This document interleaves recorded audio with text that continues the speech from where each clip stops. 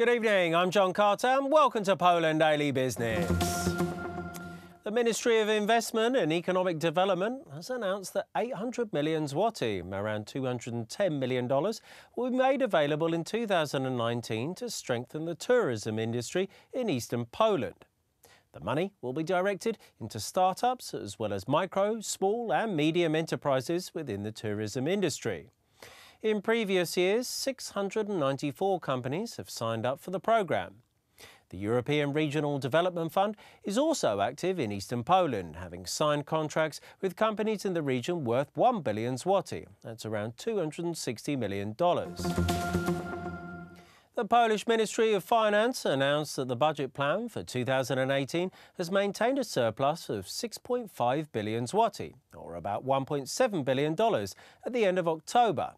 However, the state will, as per usual, have a lot of its expenses concentrated in the final months of the year. Also, the government's 2018 budget has forecasted a deficit of 41.5 billion zloty. That's around $11 billion by the end of the year.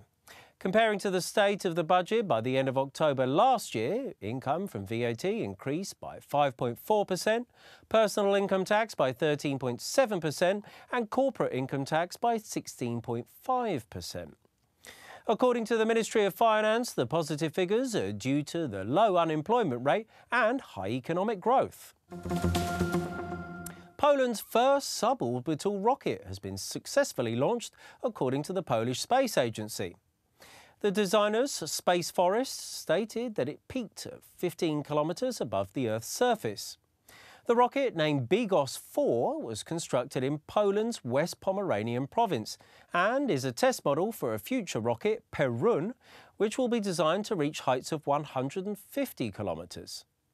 The Polish aerospace industry has experienced a particularly noteworthy period, bearing in mind NASA's successful landing of InSight probe on Mars earlier this week. The probe's driving mechanism was developed and constructed in Poland. Thank you very much for joining me here this evening at Poland Daily Business. I'm John Carter. Now it's over to Alexander Wierzierski.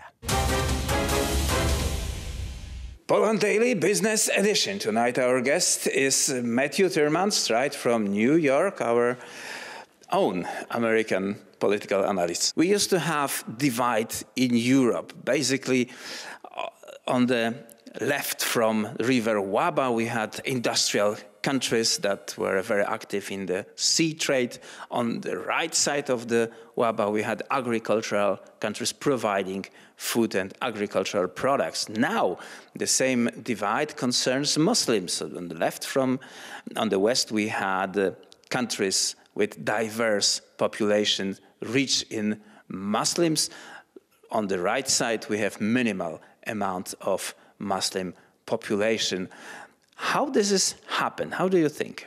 Well, I think that you see ground zero for the divide is in the post-Iron Curtain nations who had to deal with a unelected, tyrannical, oppressive bureaucracy for 2 generations, for many decades, 40, 50 years. And they were told that their culture is going to be subordinated to the Soviet culture. Of the 20th and 21st century progressive utopia. And they rejected that, thankfully. And these are peoples that have had frequently tough history, Poland being the greatest example, where there was imperialism all around, whether it was Austro-Hungarian, German, Prussian, Russian, Tsarist, and then Soviet. And they do care about the cultural values, and if not homogeneity by fiat, knowing that their societies, their cultures were built by their people for many, many centuries, millennia, there's a value system there, as opposed to the quote-unquote elite, progressive, enlightened West, where the historical cultures were broken down by an elite, and especially in academia. And now you see the cultural degradation that happens with cultural relativism. They're one of the major isms of this leftist cohort. They don't care about, the French Academy does not care about French culture. Germany as well. They believe, and this is in the American left as well, they believe that they need to make apologies for the history, and they romanticize the exotic. in this case, the Islamification of Europe that they've embraced started off as something that they found to be very romantic, very, the West is not the best, so let's bring in those who are not Western, even those who are at odds and hostile to the values that have created the most successful civilization in world history, the Western civilization, both in Europe and America.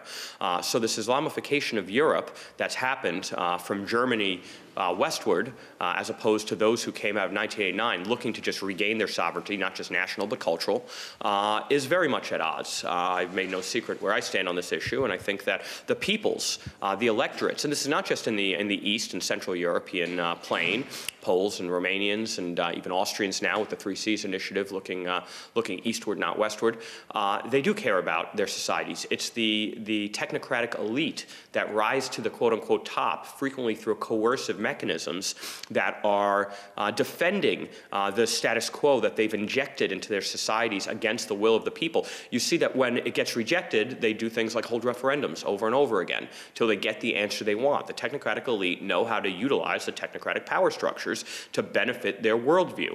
Poland has been on the sort of bad end of this, has been a victim of this because of the double standards that we see. There was never any complaints from the European Union about corruption or media or rule of law or bad behavior or even stolen elections like Gdansk in 2014.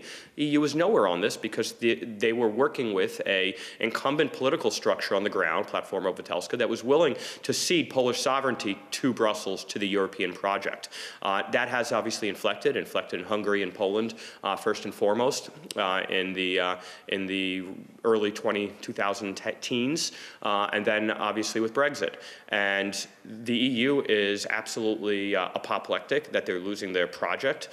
You've got commentators like Anne Applebaum who've worked for decades to try and drive her countries, and it's Poland, the US, and the UK, to the global left, to supranational governance structures where she maintained the levers of technocratic power, where she had outsized impact. Well, she's lost all 3 of those battles on all 3 of those grounds of political battle, and they're apoplectic. So they spread lies about rule of law and fascism, and 250,000 Polish marchers, not a single car rearview window mirror broken, now no fights, no arrests, no windows, nothing. And the elite left is tweeting, 250,000 fascists to send on Warsaw. Well, that's at odds with reality, and thankfully we are winning the debate, and this is proof because we are winning, and all they can do is call us Nazis or fascists or some other ridiculous ad hominem attack that is definitely not even remotely grounded in reality. Right. Without the European Union, this part of Europe would not be as well off as it is, at least so they say.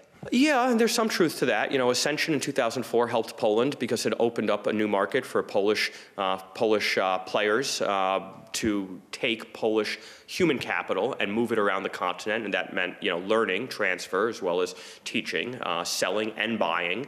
So these were very, very helpful dynamics in the early 2000s.